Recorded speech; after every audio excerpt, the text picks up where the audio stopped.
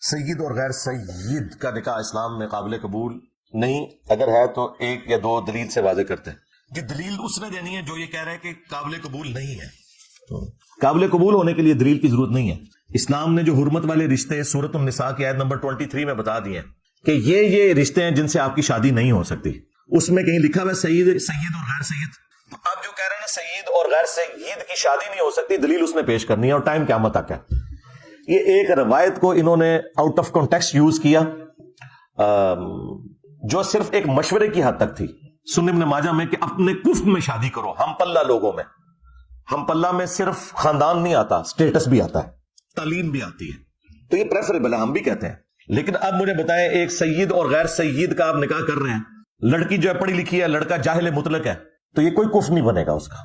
کفر تب بنے گا کہ جب وہ اس کا ہم پلہ ہوگا سٹیٹس کے پوائنٹ آف ویو سے بھی، خواہ وہ غیر سیدی کیوں نہ ہو۔ یہ بالکل جعلی مسئلہ شیعہ نے گھڑا، اور سنیوں میں بھی پیر میرعلی شاہ صاحب نے اس مسئلے کو گود لے کے تو ہنگامہ کھڑا کیا۔ اللہ تعالیٰ نے انہی کے گھر میں ان کا پڑپوتا پیدا کیا، پیر نصیر الدین نصیر، انہوں نے مخالفت کی اور باقاعدہ کتاب لکھی کہ جعلی مسئلہ ہے، اپنے پردادے کے خلاف کتاب لکھ دی انہوں نے۔ اور سب سے حیران کن بات آپ کو میں بتاؤں، خود امام خمینی، ان کے داماد جو ہے نا وہ غیر سید ہے، انہوں نے اپنی بیٹی غیر سید کو دی ہوئی ہے۔